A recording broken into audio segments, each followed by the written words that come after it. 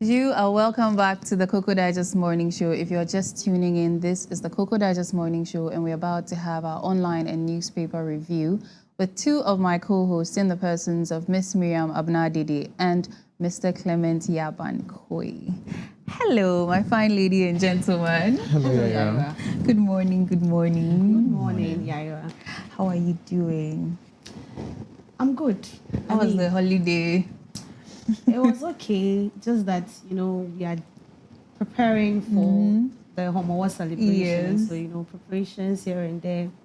Even over the weekend, we had to visit, Gamashi to see the place where we are going to have, so all those things. But I think it is all good. I mean, yeah. What about you, Mr. Clement? Yes, it's been a long weekend. Yesterday was a holiday, and people were actually enjoying themselves. Yes. So did you enjoy yourself? Oh, I was at work. Yeah, I've forgotten. We were at work. In media, when it comes to holidays, you still come to work. Yeah. And notwithstanding what Mimi said, there is something cooking for our viewers. So our viewers should just relax. As they know, we serve them cocoa early morning. Of course. And we are going to give them a special package on Friday and Saturday. Okay. Very special one. Wow. I don't want to talk about it now because I know you will do that later. Okay. Thank you. So yes, my trending news officers, what have you picked from the streets? Wow. So, as we've already, made it known to our viewers, Homowa is coming up this Friday and Saturday. So that is the first thing that is trending here in the house of, Clock TV. So we are gearing up towards that. And also, I came across something interesting on social media, and I want us to talk about it, is the fact that the fresh 2-cedi notes, the notes, the 2-cedi, some people were asking why it is eventually, phasing out of our currencies. They don't understand, and it has brought a lot of controversies, conversations surrounding that. Some are very disturbed because that was what they used as their offering when they go to church. And it took off the pressure from the 1-cedi notes too, yes. You get it. So now, even with pricing of goods and other stuff, people do not regard the 2-cedi or the 1-cedi, so they escalate the prices to 5 cedis. Yes. If you can afford it, fine. If you can't, and I mean, some are calling on the government to bring back their currency. So, Businessman, yes, help us out.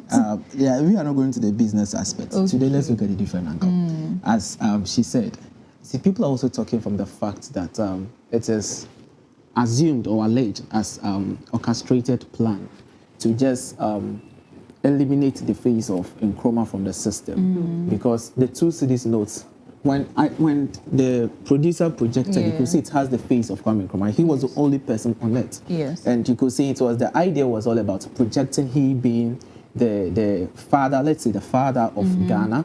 And people are saying that, oh no, the government or the sitting party just want to eradicate Nkrumah from the system. That is why they are introducing the new 2-cedis. Yesterday, or the Founders Day celebration, a lot of agitation was raised that why has it been changed to the 4th of August? Because it started when this ruling, or the current government came to 4th August. So people are raising agitation. Why now 4th August? To an extent that Nkrumah's, one of the children of Nkrumah came out yesterday to speak about all this. And now the opposition party are also saying that when they come back to office, they are going to change it from 4th August to the initial place. Yesterday, I followed one historian and also a senior journalist on one of the media houses. He was giving brief history about the Founders Day.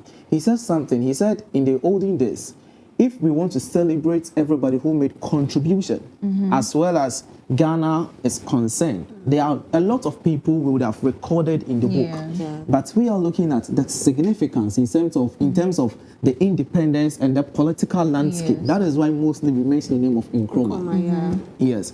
But to him, he said the reason why the 4th August was introduced is because allegedly the president of of the nation or the Ghana want to also factor in his people, the downquers, yes, all into the system. That is the reason why all these things are inclusive. But we are believing that moving forward there will be a proper breakdown, and for us to understand why the date was changed from 4th to 4th of August, but not the initial date that we used to know. But notwithstanding, Founders Day celebration was so great. People really celebrated the people who fought for Ghana. Yeah. It's not easy. Yeah. It's not easy. So we are hoping to see what happens next out of this story. But then I think that the focus shouldn't even be so much on why the dates are being changed and things like that. As you said, the historian who was speaking, he mentioned that there were other people that were instrumental to the fight for independence. So why not even sort of draw some attention to them, to, you know, acknowledge them? Today can be a day, or let's say yesterday, the Founders Day can be a day where the media houses put up these documentaries to talk about the nationalist movements, you know, all those movements. Even if it's restricted to Ghana, there are so many people that could be, like, we could have some light shed on them, that these were people that were also fighting for the independence of Ghana, or they started it, the pioneers and things like that. Because as far as I'm concerned, even if you didn't study certain courses or certain subjects in school, you are not going to have that knowledge. Exactly. Because I did history in school when I was in SHS. The kind of things we learned, they were not as deep as, social studies was not as deep as history was, or even government, you know. So this could be a time where we even learn more about these people and the things they did. Yes. Because something like those military coups and things like that, people that stood against those things and were shot or murdered and things like that, or even the women's movement. Let us hear more about them. We know that there's a lady on our 50 peso coin, but we also know that she died one of the days just recently, right? That was the day she died. What exactly did she do? Who was she? All we know is, yes, she was one of the instrumental people. And this is something that can educate the young ones and the old ones as well, you know. So the changing of the dates and things like that, this agenda and propaganda should not be the focus as a nation. Not to cut you short, but I think with the education and the documentary and other things by the media, growing up, we used to see that a lot. Yes. You know, when the dates was not changed and other things, but now it is not, the media is not really shedding light on it. And I think, just as you said, if they can do that, it is going to help the generation, you know, coming up. Yes. Because it would even take attention away from the controversies surrounding why the day is being celebrated, or whatever statements have been made publicly that may cause some kind of tension. Like our president said, yes, it was not one person that built Ghana. So who are the other people? Why don't we learn about them? And why are we fighting? Yes, it was one. Okay, we know only Nkrumah. He's the most popular one. But what about the others that, you know, they were his foundation? The whole issue is, I know Clock TV, we have a program in the pipeline where, moving forward, we will bring to our viewers more knowledge into this. Yes, you were speaking with the program's manager and director about it. So viewers should always stay or be glued to Clock TV. We'll give them such details information on that. So they shouldn't worry at all. Okay. So you heard it right from the mouth of the business segment host, Mr. Clement Yabankwe, that yes, Clock TV will be bringing you very, very educative and informing programs like that will teach us more about our history. So of course, don't go anywhere, stay right here. So yes, do you have any other interesting news that you picked up? Yeah, so Yara, this morning, whilst I was trying to visiting the various sites, I came across one interesting story, and it's about strike. Okay. You see, last week we talked about strike action here. That's, I think, Kolebu, the health profession, allied health. But this time around, it's not callable, but it's rather university teachers. Oh, okay. So the Senior Staff Association of Ghana, that's university, and the Federation of Senior Staff Association of Ghana, the Teachers of Educational Workers Union of Trade Union Congress have served notice to embark on industrial action. Okay. So the question is, why strike? Once I was going through the story, I realized that they said they are supposed to be paying allowance. That is vehicle maintenance allowance. Wow. And other allowances the government actually have agreed to pay, where they met the Fair Wages and Salary Commission somewhere June. They agreed. They've served the Ministry of Finance the notice. That's the Fair Wages Commission has served them notice to make such payment. But till now, it has not reflected in their account. So they don't know why. And according to them, they said that those are the subvented universities. They have received theirs, but others have not. Okay. So they don't understand why things are going like that. So if government does not listen to them, they'll put their tools down and they'll not work. Interesting. Yes. I don't want to downplay the fact that their intentions, to embark on the strike is laudable and they need to do that because that is their need. But I remember the other time when we were discussing issues relating to strike, Yes. Yaira made mention of the fact that if care is not taken, everyone is going to strike on, the minimal or the smallest issue. I was just about to even say that. You get again. it? I mean, vehicle maintenance allowance. And you are planning on embarking on a strike. And it even begs the question. You bought that vehicle yourself. You knew what it would entail to have such a vehicle. With or without the allowance from the government, you can take care of yourself. That is something, it's more like an incentive. Yeah.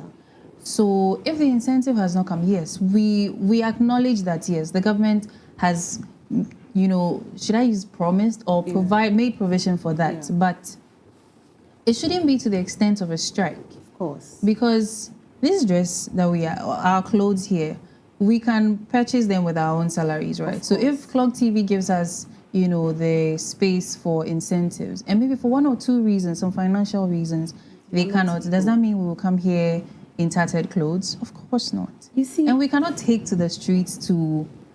This is not to downplay anything, though, but this, you see, it just comes back to the fact that because we the citizens are realizing our power, that we can stand up to speak up for ourselves, people may take advantage. And this could be an example. Of course. Though we are not, what's the word? We're not downplaying what they want to do. We totally understand and acknowledge that, yes, you said you provide something, so we expect you to provide it. That others have gotten theirs. Yes, we haven't. Why are we being sidelined and things like that? Yes, to the extent that, because these are teachers, right? Yeah. And now students' lives are at stake. People's academic lives are at stake. And because of vehicle allowance.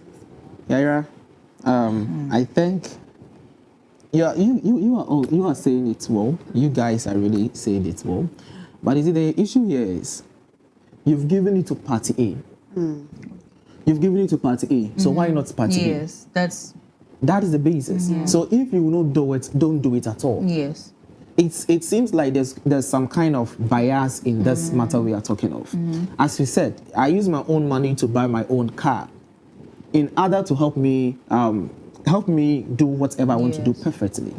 And you promise, or part of the conditions we have, you say you're going to give me an allowance of this, let's say per month or annually. And if the time has come and you've not given it to me, the only thing government is listening to is strike. Yeah. That is why people are taking advantage of that. Yeah. I don't blame them. Oh, yeah. That is why people are taking advantage of that. So the government, through the Ministry of Finance, just do what you need to do so that the students too will not be in jeopardy. Yes. So yes, we have. Pardon? Okay.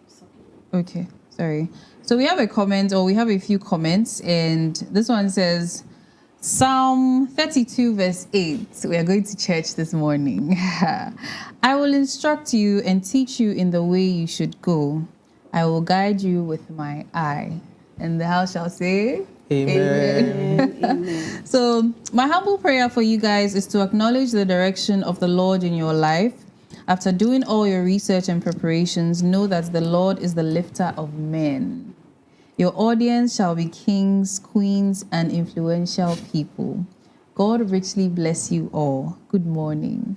And it's from our dearest Obiba. Thank you so much for this beautiful message. The next one is, good morning. I'm James, watching you live inside Spintex with my workers. I love your show. Keep it up. Thank you, James. Then this one is TA. Good morning to you all. Mimi, you are looking good today. Hey. Okay. Now, this also says, good morning, Yaira and your Cocoa Digest morning show team. Good morning to you, to Stage Africa. And then Rose Entertainment says, I am Charles, watching you live from Dubai, and I'm hoping to be served with some hot cocoa. Good morning, Clog TV. We will bring you nothing but the best. So let's take a quick break. We'll be right back and we'll go into the online stories shortly.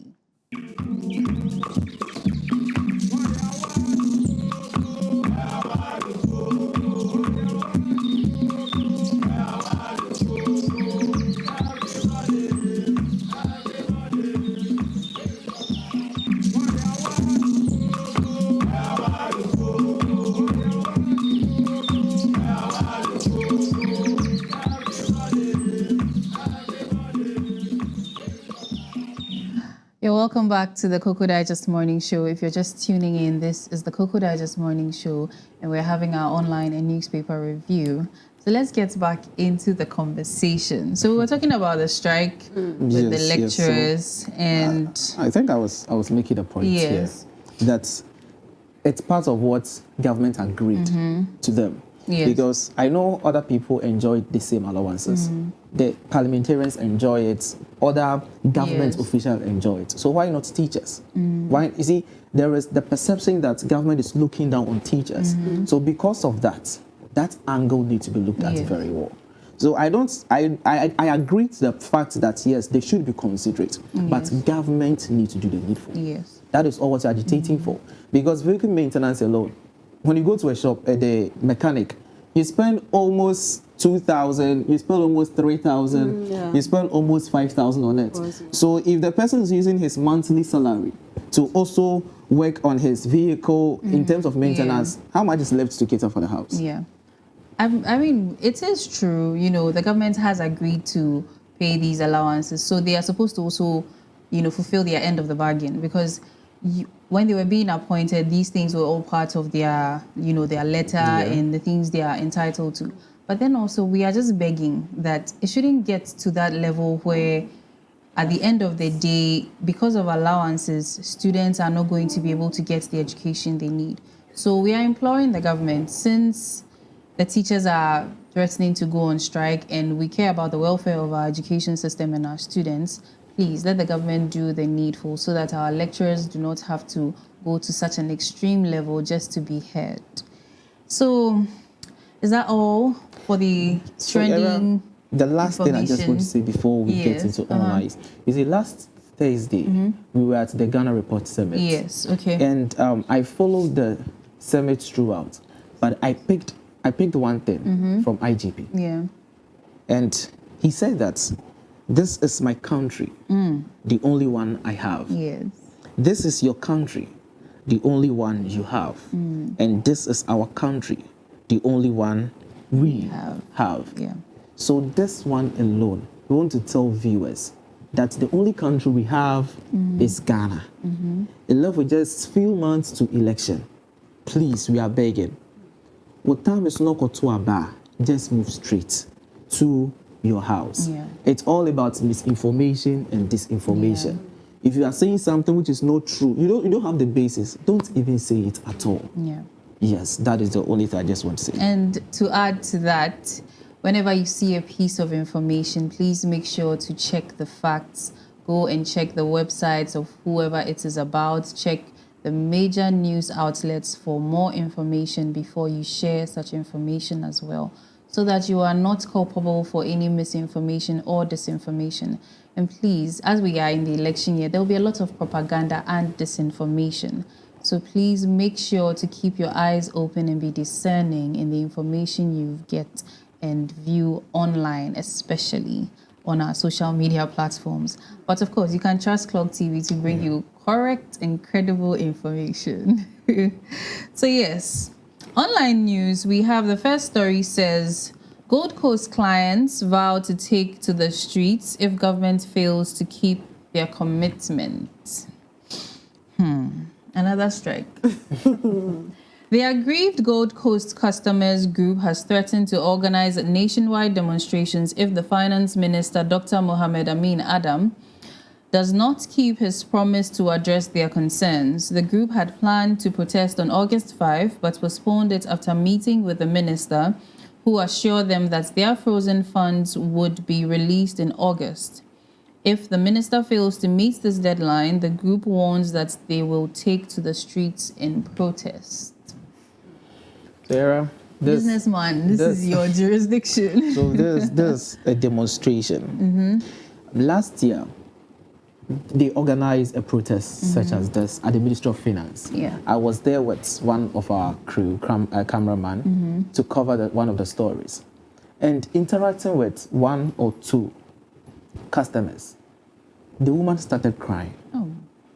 The basis is that the husband invested all the money, he sold their house, invested in Gold Coast. As I did, it was known as the Black Shield Capital Limited, before it was changed to Gold Coast. Why? Because he wants to, at the end of the day, you should get some returns where you can cater for the family and everything. Now this capital got locked up due to the the government initiative for financial cleanup exercise somewhere 2017, 2018. That is what resulted in this. So this woman said that after the husband doing such investment and the money got locked up, the husband, due to frustration, passed on. Oh. So it's left with Ononkwa with 4 kids. From there, where they were renting, because they have no money, she need to move out. Now she stayed in an uncompleted building. Oh. And when this woman was talking to Clock TV, this one was crying. She was crying. So this people's money, investment, they've invested in a financial institution, believing that when they go on retirement, and the whole issue is about 70% of customers of Gold Coast, they are all pensioners. They are all pensioners. So if these people have invested in Gold Coast, thinking that at the end of the day, they'll get something in return. Yeah. And this is almost 5 years. Today is 5 years now of such incidents. And you see, they've been on this protest somewhere 2020. The government agreed to pay. So there was budget allocated in the year budget for them. Amount of 3.5 billion. The total amount is supposed to be, I think, 8 billion. That was the total amount they are supposed to give to Gold Coast customers. But it was only 3.5 billion that was released. And this out of 3.5 billion, each customer is entitled to 50,000. They paid each customer 50,000 out of what they owe you, believing that moving forward, the rest will be paid to you again. But as at now, such money has not been released to the customers. Due to this, there was a member of parliament, that's Mahama Yarga, MP for Boko, petitioned the Parliament House early this year so that Parliament House will set a committee to investigate into this matter. Why still customers of Gold Coast have not been paid? Yeah. And this committee, as I did, the Speaker of Parliament had about 4 to 5 members committee where Honorable Joe Gatti was supposed to be the chair. That's the member of parliament for Sikado Katen constituency.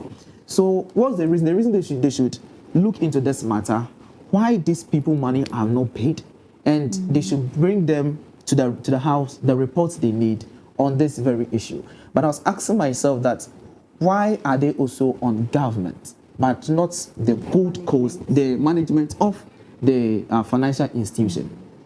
Listen to their convener, that's Chasiyami. Chasiyami said that they are on the government because the government told them that they are taking up everything of Gold Coast and they'll be liable to the customers, meaning they're taking full responsibility. So if you are taking full responsibility, then just do the needful.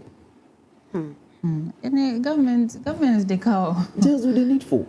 That is the Because whole issue. there are so many allowances and payments that are supposed to be made by the government. Because wasn't it last week we talked about CTAG? Last week again, we even talked about the trainees. The allowances had now been, that was, I think, 2 weeks ago, yes. It seems to be a recurring issue. Talk about your vehicle vehicle allowance, vehicle maintenance allowance, sorry. So it seems like, because I think I even saw a video where one of the guys was being interviewed and he even threatened that they would consolidate as a political team and campaign against our vice president who's about to run for president. And he even he explained he explained how it could be done, and it is possible. Yeah, because he said across the country there are about 65,000 or 60,000 61 okay, about 60,000 people, more than 60,000 people. And if each of them is to convince about 5 or 10 people, and he was so confident that, yes, we will do this. We will campaign against Mahmoud Bawumia and he will lose so badly and things. And you can see that the man is agitated. They have to. Yes. I mean, I feel they've defended themselves against governments for a long time. Just as Clement said, this didn't start today. It started way back 5 years ago. And they've been in pain. Yes. They've called on government several times to come to their aid, and nothing has been done. Yeah. Even to the extent that Speaker of Parliament had to set up a committee to investigate into the matter. And they also realized that the value of debt that governments owe these people was very high, just like Clement also said.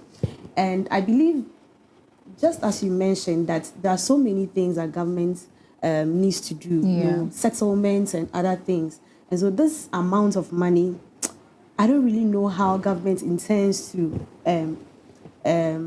refund or give their monies back to them. But when you look at the legal context surrounding this issue, you can take it from various angles, because when I did my research, I found out that the fund was duly registered and it has been regulated by the Securities Exchange Commission of Ghana. So government has like a regulatory body that looks over issues like this. And so they are under government direct. But Clement was saying, why are they not attacking their management and instead government? Because government has taken the responsibility to give them their money. And so these people have every right to take government on, because there are legal issues surrounding it. So let me read something here. So we have some potential legal actions, and one is class action lawsuits. If a significant number of clients are affected, they may consider pursuing a class action lawsuit against Gold Coast Fund Management or even the government if their funds are not, recovered. So this is, an example of one of the legal actions that these people can take government on if their funds are not being refunded, something like that. So something like that, would they even have the energy and even the funds to do that? No. They will do it. They will get other people to back them, because we are talking about huge amounts of money. People's lifetime money. To an extent that as at June 2024, over 900 customers of Gold Coast, they are dead out of frustration. They can't pay their medical bills as a result of all these things. And they, in October 11th, 24 hours protests, they slept at the premises of Finance Ministry. They will continue on the 12th, and I think on the 13th, when the Minister of State for Ministry of Finance met them to have negotiation with them, tell them they should relax. So they are referring the Finance Ministry that you made some promise some days ago, so fulfill it.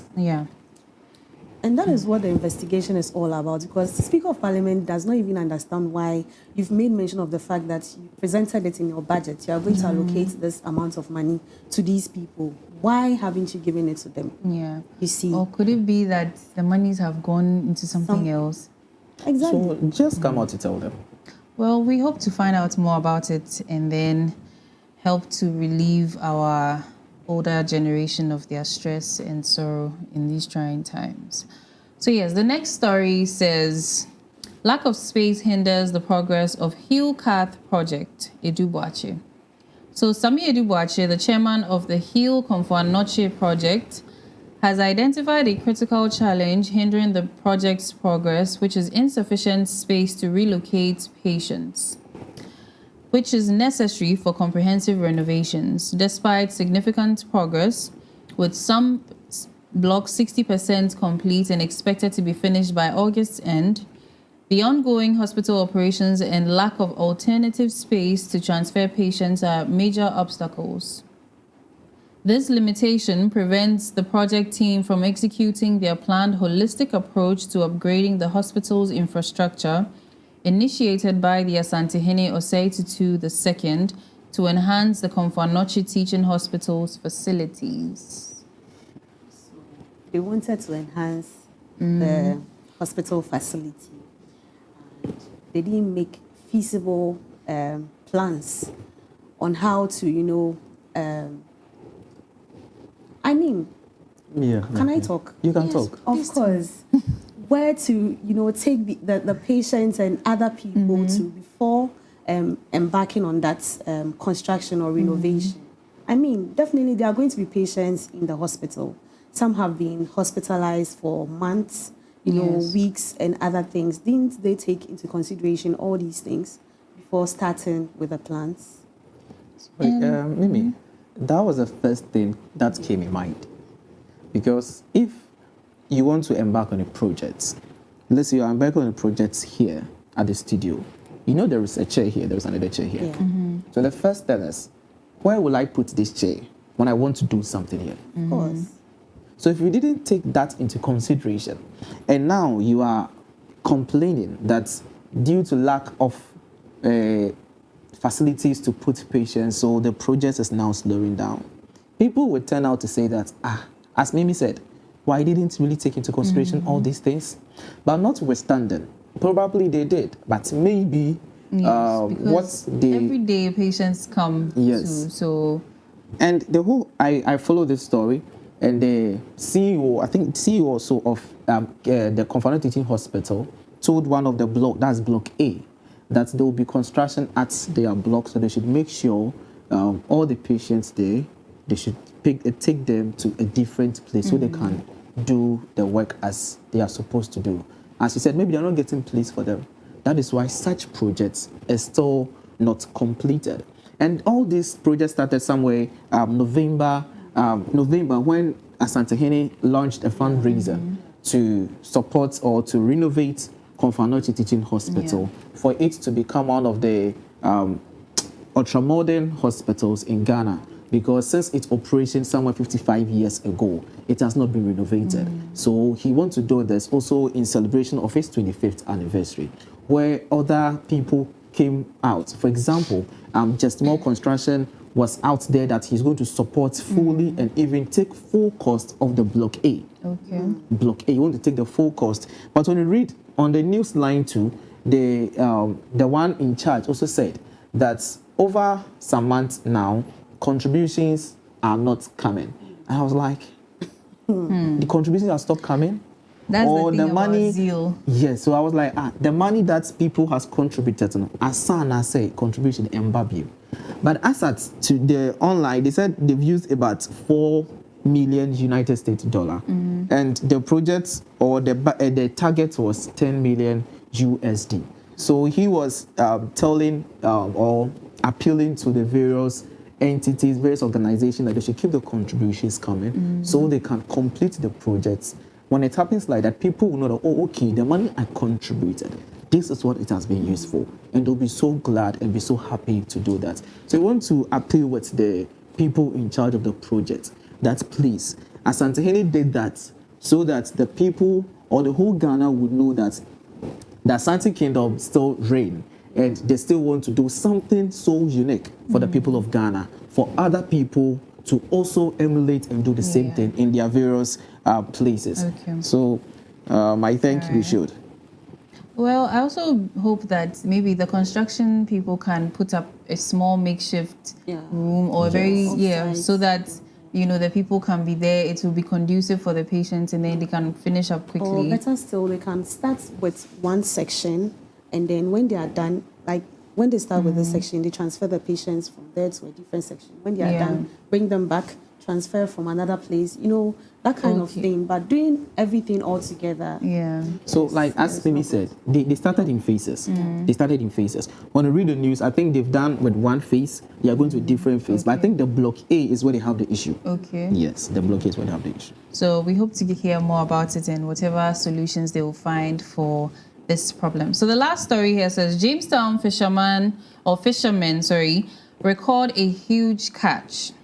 After the restriction on artisanal and inshore fleet fishing was removed last week, fishermen in James Hamlet and an indigenous Ghana fishing hamlet in the metropolis of Ghana have been harvesting an abundance of fish. The prohibition of fishing for artisanal and inshore fleets during the year's close season was lifted last week by the Ministry of Fisheries and Aquaculture Development.